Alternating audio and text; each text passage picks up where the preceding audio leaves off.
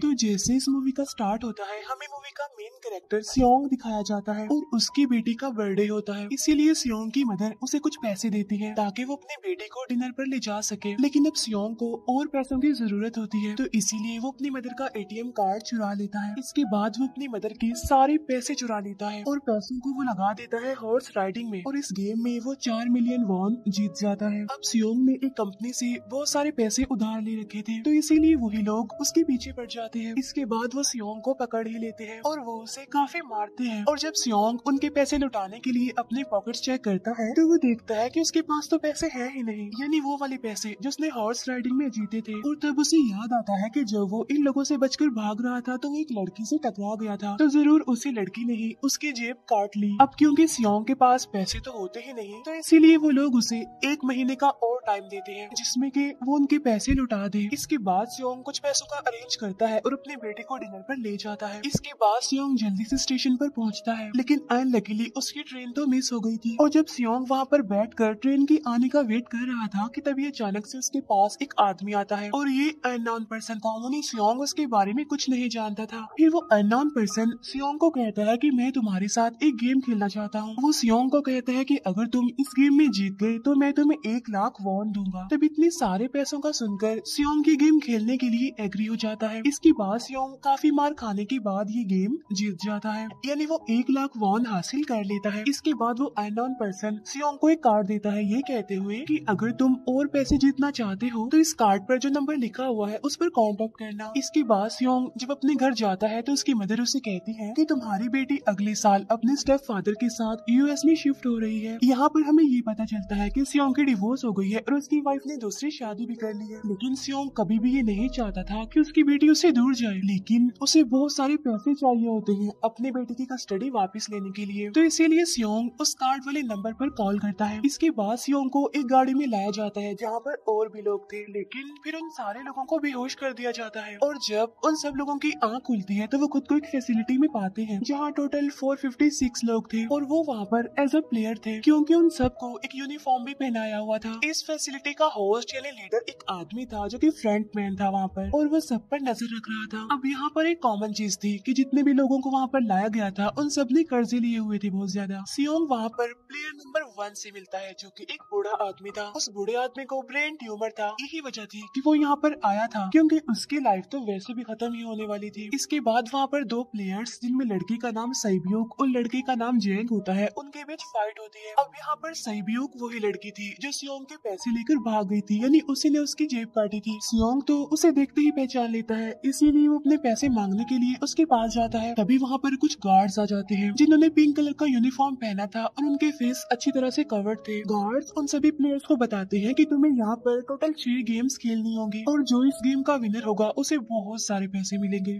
इसके बाद उन सबसे एक कॉन्ट्रैक्ट पर साइन करवाया जाता है और इस कॉन्ट्रैक्ट के 3 मेन रूल्स थे। पहला रूल ये कि कोई भी प्लेयर अपनी मर्जी से गेम को छोड़कर नहीं जा सकता। दूसरा रूल ये होता है कि जो भी प्लेयर खेलने से मना करेगा तो उस प्लेयर को एलिमिनेट कर दिया जाएगा और उनके मुताबिक एलिमिनेट का मतलब क्या था ये तो हम आगे ही जानेंगे। गेम का तीसरा रूल ये था कि अगर मेजोरिटी इस गेम को खेलना नहीं चाहती तो वो इस गेम को छोड़कर जा सकते हैं। इसके बाद उन सबको गेम के लिए ले जाया जाता है। अब यहाँ पर सियोंग अपने क्लासमेट सैंगवू से भी मिलता है जो कि उसे बचपन से जानता था। सियोंग उसे वहाँ पर देखकर काफी हैरान होता है क्योंकि वो तो किसी बिजनेस के लिए आउट ऑफ कंट्री चला गया था। अब पहले गेम के लिए वहाँ पर एक काफी बड़ी डॉल थी। इस गेम का रूल काफी सिंपल था और वो ये था कि डॉल जब भी गाना गाएगी उन सबको आगे बढ़ना है और जैसे ही वो गाना गाना बंद करेगी तो उन सबको रुक जाना है और मूव नहीं करना है और अगर कोई हिल गया तो उसे एलिमिनेट कर दिया जाएगा। अब स्टार्टिंग में तो ये सब कुछ उन्हें किसी प्रैंक की तरह लग रहा था, लेकिन जब एक लड़का हिल जाता है तो उसे शॉट करके मार दिया जाता है और यही होता है एलिमिनेट का मतलब, यानी उन्हें मार दिया जाएगा। अब ये देखकर वो सारे लोग काफी घबरा जाते हैं और उन्हें पता चल चुका था कि वो खतरे में है, इसीलिए लोग डरते हुए पैनिक करते हुए इधर उधर भागने लगते हैं। लेकिन अब क्योंकि गेम का रूल था इसीलिए जो भी हिलता है उसे मार दिया जाता है और जितने भी सर्वाइवर होते हैं वो किसी न किसी तरह इस गेम को कंप्लीट कर ही लेते हैं। लेकिन जो लोग मर जाते हैं उनकी डेड बॉडीज को वहाँ से ले जाया जाता है और अब 456 प्लेयर्स में से सिर्फ 255 ही रह गए थे। अब क्योंकि वो सारे प्लेयर्स इतना ज्यादा डर जाते हैं कि अब कोई भी गेम खेलना नहीं चाहता था। लेकिन जैसा कि रूल नंबर 3 था कि अगर मेजोरिटी चाहे तो वो ये गेम स्किप कर सकती है, तो इसीलिए उनका लीडर यानी फ्रंटमैन वोटिंग करवाता है। लेकिन इससे पहले उन्हें प्राइज मनी दिखाई जाती है, यानी जो विनर को मिलेगी। लेकिन इन केस अगर कोई गेम को छोड़कर चला जाएगा तो ये सारे पैसे मरे हुए प्लेयर्स की फैमिलीज को मिल जाएंगे। और ये prize money total 45 billion won होती है। इसके बाद वोटिंग करवाई जाती है, जिसमें मेजोरिटी इस गेम को खेलना नहीं चाहती थी, तो इसीलिए गेम को यहीं पर स्टॉप कर दिया जाता है। लेकिन अगर कभी फ्यूचर में वो लोग चाहें तो इस गेम को रिज्वाइन कर सकते हैं। इसके बाद सभी लोगों को उनके घरों पर छोड़ दिया जाता है। नेक्स्ट डे सियोंग पुलिस स्टेशन जाता है और वहाँ पर वो पुलिस को सारी बात बता देता है। लेकिन उन लोगों को सियोंग की बातों पर यकीन नहीं होता और उल्टा वो लोग उसे पागल समझने लग जाते हैं। इसके बाद सियोंग उन्हें वही वाला कार्ड दिखाता है, लेकिन हैरान कर देने वाली बात तो ये है कि उस पर जो नंबर था वो रॉन्ग था। इसके बाद सियोंग जब घर जाता है तो उसकी मदर वहाँ पर नहीं होती। उधर सियोंग का क्लासमेट सेंगू अपनी मदर को छुप कर देख रहा होता है और तभी वहाँ पर सियोंग भी आ जाता है। यहाँ पर सेंगू अपसेट होते हुए सियोंग को बताता है कि मेरे ऊपर 6 बिलियन का कर्ज है। वो बताता है कि मैंने क्लाइंट्स के पैसे लेकर स्टॉक मार्जिन में लगा दिए थे, लेकिन अनलकीली वो सारे पैसे डूब गए। और तभी सियोंग के पास हॉस्पिटल से कॉल आती है। सियोंग की मदर का पाँव काफी इंजर्ड था, लेकिन डायबिटीज का ट्रीटमेंट ना होने की वजह से उनकी चोट और ज्यादा बढ़ गई। तब डॉक्टर सियोंग को बताते हैं कि तुम्हारी मदर का ट्रीटमेंट हो सकता है, लेकिन इसके लिए हमें इनका पाँव काटना होगा। लेकिन इस ऑपरेशन में बहुत सारे पैसे लगने वाले थे। लेकिन जाहिर सी बात है सियोंग के पास इतने पैसे तो होते नहीं। इवन उसने तो अपनी मदर के इंश्योरेंस के पैसे भी उड़ा दिए थे। तब इसीलिए सियोंग पैसे मांगने के लिए अपनी वाइफ के पास जाता है, लेकिन उसकी वाइफ उसे पैसे देने से इनकार कर देती है। फिर उसकी वाइफ अपने हस्बैंड को बताती है कि सियोंग आया था पैसे मांगने के लिए, और तभी उसका हस्बैंड सियोंग को पैसे देने आता है। साथ साथ उसे ये भी कहता है कि मेरी फैमिली से दूर रहो। लेकिन सियोंग उसे मारने लगता है और तभी उसकी बेटी भी वहाँ पर आ जाती है। इसके बाद सियोंग का एक फ्रेंड अपने बॉस के पास पैसे मांगने जाता है, लेकिन उसका बॉस उसे पैसे देने से मना कर देता है। तो इसीलिए उन दोनों के बीच फाइट होने लगती है। इस फाइट के दौरान उसके बॉस का हाथ मशीन में आ जाता है, तो मौके का फायदा उठाकर सियोंग का फ्रेंड पैसे लेकर वहाँ से भाग जाता है। फिर इसके बाद सियोंग का फ्रेंड अपने घर आकर अपनी वाइफ को कहता है कि पहली फ्लाइट लो और जाओ यहाँ से। इसके बाद सईब्यूक एक एजेंट से मिलती है, क्योंकि उसने अपनी मदर को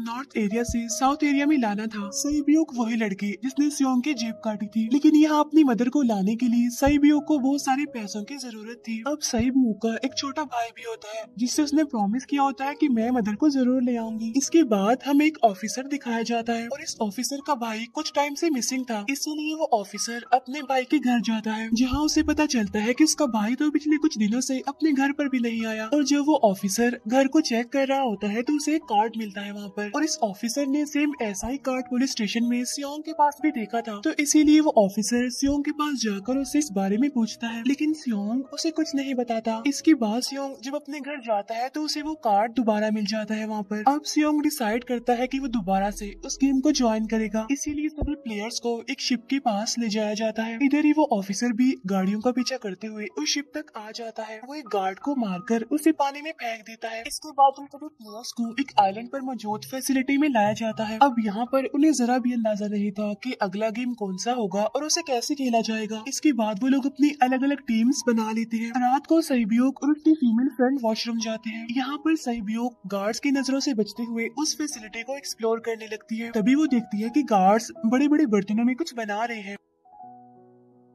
लेकिन अब क्योंकि गार्ड्स को शक हो जाता है तो ये गार्ड वॉशरूम्स को चेक करने के लिए आता है। लेकिन तब तक सईब्यूक वापस आ चुकी थी। इसके बाद सईब्यूक अपनी फीमेल फ्रेंड को सारी बात बता देती है जो उसने देखा था। लेकिन यहाँ पर सेंगवू उन दोनों की बातें सुन लेता है और वो इस बारे में सईब्यूक से पूछता है, जिस पर सईब्यूक बताती है कि वो बड़े बड़े बर्तनों में कुछ पका रहे थे। इसके बाद उन सभी प्लेयर्स को प्ले ग्राउंड में लाया जाता है, जहाँ पर उनके सामने 4 शेप्स थी। 4 शेप्स में से उन्होंने किसी एक शेप को चूज करना था। अब यहाँ पर सेंगवू को पता चल जाता है कि गेम क्या है और क्या करना है हमें। सेंगवू सियोंग को बताता है कि सबने अलग अलग शेप्स को चुनना है। इसके बाद उन सभी को एक छोटा सा बर्तन दिया जाता है जिसमें कि शेप्स बनी होती हैं। अब गेम उनकी ये होती है कि उन्होंने किसी तरह उस शेप को बाहर निकालना है बगैर डैमेज किए। लेकिन अगर शेप जरा से भी खराब हो गई तो उन्हें एलिमिनेट कर दिया जाएगा, यानी मार दिया जाएगा। अब यहाँ पर सेंगवू तो इजिली उस शेप को निकाल लेता है, लेकिन सियोंग इतना ज्यादा घबरा जाता है कि उसकी हालत खराब होने लगती है। लेकिन वो किसी न किसी तरह करके इस गेम को भी जीत लेता देता है। इसके बाद उन सबको वापस से रूम में लाया जाता है। अब यहाँ पर 187 प्लेयर्स वापस आए थे, जिनमें से अब सिर्फ 108 ही रह गए थे। इसके बाद उन सबको खाने के लिए ले जाया जाता है, लेकिन खाने की वजह से जैंग की एक लड़के से फाइट हो जाती है, जहाँ पर जैंग उस लड़के को इतना ज्यादा मारता है कि वो मौके पर ही मर जाता है। इधर ही हम देखते हैं कि इन प्लेयर्स में से एक डॉक्टर होता है जो गार्ड्स के साथ मिलकर मरे हुए लोगों के ऑर्गन्स निकाल कर उन्हें चाइनीज को बेचने का काम करता है। इसीलिए जब भी डेड बॉडीज को ले जाया जाता है तो वो डेड बॉडीज को गायब कर लेते हैं, क्योंकि ये सब कुछ एक प्लान के अकॉर्डिंग चल रहा था, क्योंकि ये सारा कुछ फ्रंट मैन से छुपकर हो रहा था। यही वजह थी कि कंट्रोल रूम में भी उन्होंने अपना ही एक आदमी बिठाया हुआ था जो कि उन लोगों की सारी वीडियो फुटेज डिलीट कर देता था, और गार्ड्स तो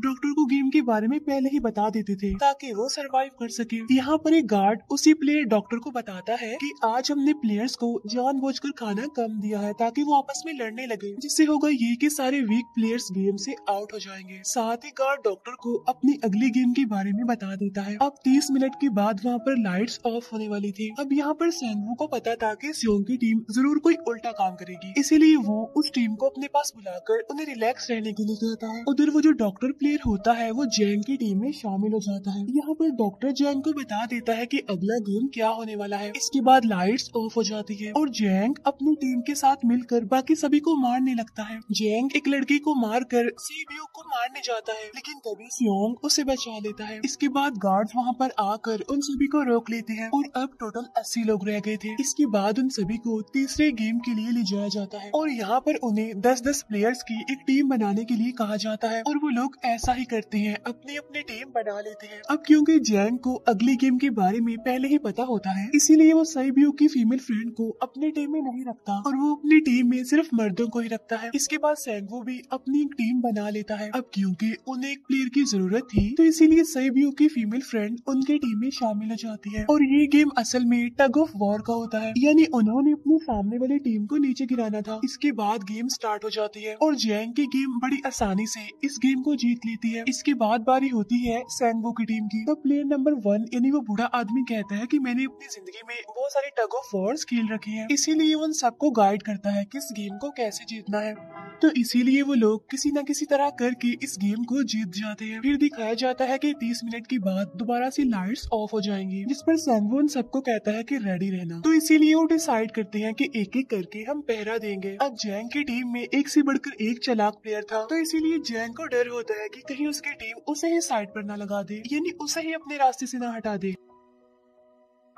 दूसरी तरफ डॉक्टर और गार्ड्स मिलकर डेड बॉडी की ऑर्गन्स निकाल रहे होते हैं और इन ऑर्गन्स को डिलीवर करने जाना था गार्ड नंबर 28 एंड 29। तब वो सभी एक डेड बॉडी के बारे में बातें करने लगती हैं जिसकी सिर्फ एक किडनी थी और वो उसे ज़ोंबी कह रहे थे। अब यहाँ पर जो गार्ड नंबर 29 था, यानी जिसने वो ऑर्गन्स डिलीवर करने जाने थे, वो कोई और नहीं बल्कि वो ऑफिसर था जो गार्ड के बेस में वहाँ पर आया था, और ये सब बातें सुनकर उसे शक होता है कि शायद ये लोग मेरे भाई की बात कर रहे हैं क्योंकि उसकी भी एक ही किडनी थी। इसके बाद नंबर 28 और 29 यानी वो ऑफिसर ऑर्गन को डिलीवर करने के लिए चले जाते हैं। रास्ते में वो ऑफिसर नोटिस करता है कि टनल में तो बॉम्ब लगा हुआ है। तब नंबर 28 उसे बताता है कि जब हम यहाँ से बाहर निकलेंगे तो इस जगह को ब्लास्ट कर दिया जाएगा। अब यहाँ पर वो ऑफिसर नंबर 28 से और इन्फॉर्मेशन लेने की कोशिश करता है, इसीलिए नंबर 28 को उस पर डाउट होने लगता है, इसीलिए वो उस ऑफिसर को अपना फेस दिखाने के लिए कहता है। अब यहाँ पर वो ऑफिसर अपना फेस भी दिखा देता है, साथ साथ वो नंबर 28 पर गन पॉइंट भी कर देता है। साथ साथ वो ऑफिसर उससे एक किडनी वाली आदमी के बारे में पूछता है कि वो कौन है जिसे तुम ज़ॉम्बी कहते थे, जिस पर वो नंबर 28 उससे कहता है कि वो तो एक लड़की थी। अब यहाँ पर नंबर 28 उस ऑफिसर को कहता है कि तुम लीडर के रूम में जाकर सारी इन्फॉर्मेशन देख सकते हो, वहाँ पर सबका डाटा है। ये जानने के बाद वो ऑफिसर नंबर 28 को मार डालता है। उधर वो डॉक्टर गार्ड से अगली गेम के बारे में पूछता है, लेकिन इस बार गार्ड्स को भी अगली गेम के बारे में पता नहीं होता। तब इसीलिए डॉक्टर को गुस्सा आ जाता है और वो एक गार्ड को पकड़ लेता है और उनकी फाइट होने लगती है। इसी फाइट में डॉक्टर उस गार्ड को मार कर वहाँ से भाग जाता है। इसके बाद एक गार्ड भी उसका पीछा करता है और वो दोनों प्लेग्राउंड में आ जाते हैं। यहाँ पर गार्ड डॉक्टर को अपनी बातों में फंसा कर उसे मारने वाला होता है, लेकिन तभी लीडर इन्हें फ्रंटमैन आकर उसे मार डालता है और बाद में वो डॉक्टर को भी मार डालते हैं। साथ साथ इन्हें वहीं पर नंबर 28 की डेड बॉडी भी मिल जाती है, जिससे इन्हें ये पता चल जाता है कि फैसिलिटी में कोई घुस गया है। उधर वो ऑफिसर लीडर इन्हें फ्रंटमैन के रूम तक पहुँच जाता है, तो वो चेक करते करते एक ऐसे रूम में जाता है जहाँ पर सबके रिकॉर्ड्स थे, और जब वो ऑफिसर रिकॉर्ड चेक कर रहा होता है तो उसे सभी विनर्स की एक लिस्ट मिलती है जिसमें उसके भाई का भी नाम था, यानी वो भी कभी विनर था। उधर सभी प्लेयर्स को फोर्थ गेम के लिए ले जाया जाता है, जहाँ पर उन सबको